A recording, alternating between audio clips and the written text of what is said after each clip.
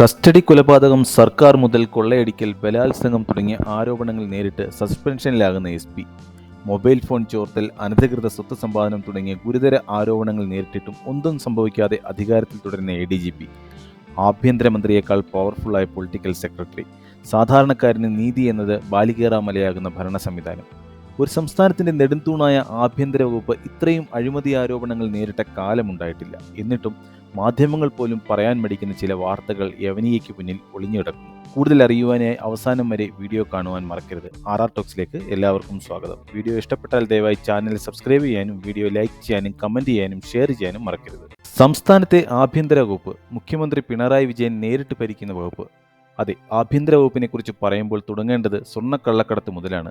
2020 ജൂലൈയിൽ നയതന്ത്ര ബാഗിൽ നിന്നും 14 കോടിയോളം രൂപ വിലമതിക്കുന്ന സ്വർണം തിരുവനന്തപുരം വിമാനത്താവളത്തിൽ നിന്നും കസ്റ്റംസ് പിടികൂടിയതോടെയാണ് രാജ്യത്തെ നടുക്കിയ, സംസ്ഥാനത്തിന് നാണക്കേടുണ്ടാക്കിയ സ്വർണ്ണക്കടത്ത് വിവരം പുറത്തേക്ക് വരുന്നത്.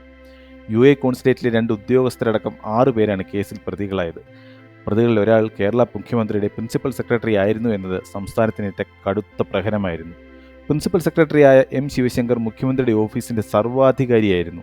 കാരണവരേക്കാൾ പ്രബലനായ കാര്യക്കാരൻ. കോവിഡിൽ വലഞ്ഞ കേരള ജനതയുടെ സ്വകാര്യ വിവരങ്ങളെല്ലാം സ്പ്രിംഗ്ലർ കമ്പനിക്ക് നിയമവിരുദ്ധമായി കൊടുത്തു എന്ന ആരോപണം വന്നപ്പോൾ മുഖ്യന്റെ വിശ്വസ്തനായ M. ശിവശങ്കർ ആയിരുന്നു IT സെക്രട്ടറി. സ്പ്രിംഗ്ലർ കമ്പനിയും വീണ വിജയനും തമ്മിലുള്ള ഇടപാടുകളെക്കുറിച്ച് വിവരങ്ങൾ പുറത്തു വന്നിട്ടും ശിവശങ്കർ ഈ ഇടപാടിന്റെ പൂർണ്ണ ഉത്തരവാദിത്വം സ്വയം ഏറ്റെടുത്തു.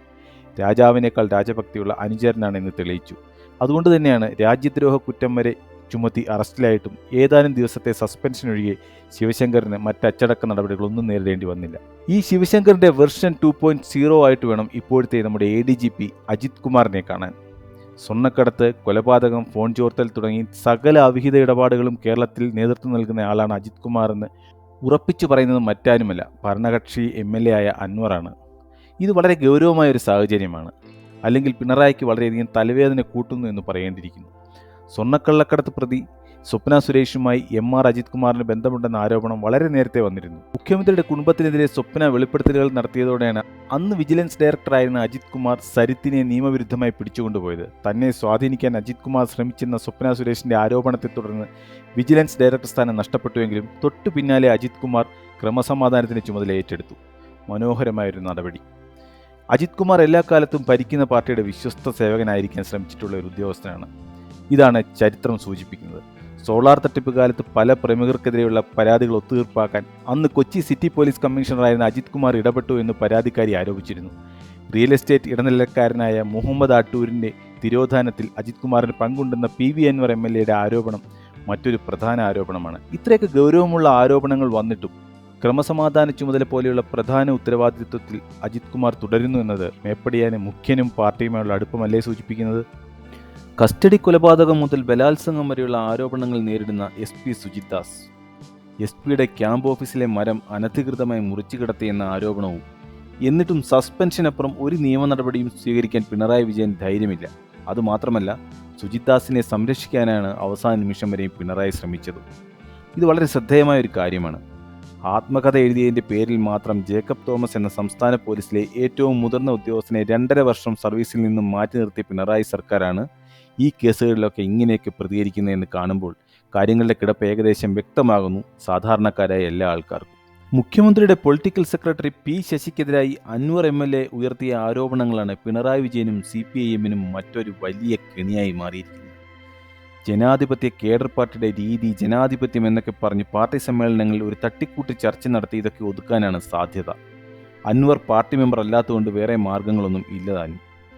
കാൽക്കാശിന്റെ പ്രതികരണശേഷിയില്ലാത്ത പ്രതിപക്ഷം ഉള്ളിടത്തോളം കാലം ഭരണപക്ഷത്തിനെതിരെ എന്താരോപണങ്ങൾ വന്നാലും ഒരു പ്രശ്നവുമില്ല എന്നാണ് സത്യം.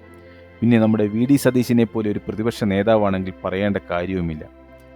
RSS ജനറൽ സെക്രട്ടറി ദത്തത്രേയയുടെ പേര് ADGP അജിത് കുമാറുമായി ചേർത്ത് തൃശൂർ പൂരം കലക്കി എന്നൊക്കെ പറഞ്ഞ് ആരോപണം ഉന്നയിക്കുമ്പോൾ സംസ്ഥാനത്തെ ആഭ്യന്തര വകുപ്പിലെ പ്രധാന ഉദ്യോഗസ്ഥർക്കെതിരെ വന്ന ഗൗരവമുള്ള ആരോപണങ്ങളിൽ നിന്നും ജനശ്രദ്ധ തിരിക്കാൻ സതീശനും ശ്രമിക്കുകയാണോ എന്ന് നമുക്ക് സംശയിക്കേണ്ടിയിരിക്കുന്നു.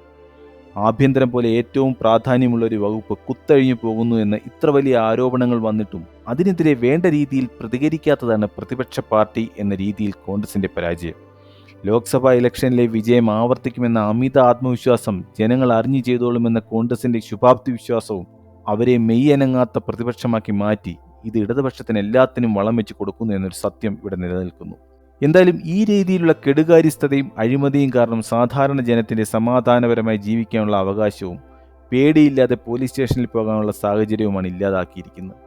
തീവ്രത അളന്ന് എത്ര കാലം കേരളത്തിന് പിടിച്ചു നിൽക്കാനാകുമെന്ന് ദൈവത്തിന് മാത്രമേ അറിയൂ. ഇത്രയൊക്കെ ആരോപണങ്ങൾ വന്നിട്ടും സർക്കാർ ശക്തമായ നടപടികൾ സ്വീകരിക്കാത്തത് പ്രതിപക്ഷത്തിൻ്റെ നിശബ്ദത കൊണ്ടാണോ? കേരളത്തിലെ ആഭ്യന്തര വകുപ്പിൽ ഇപ്പോൾ സംഭവിക്കുന്നതിനെക്കുറിച്ച് എന്താണ് എൻ്റെ പ്രേക്ഷകരുടെ അഭിപ്രായം? എൻ്റെ പ്രേക്ഷകരുടെ അഭിപ്രായം ദയവായി കമൻറ്റായി രേഖപ്പെടുത്തുക.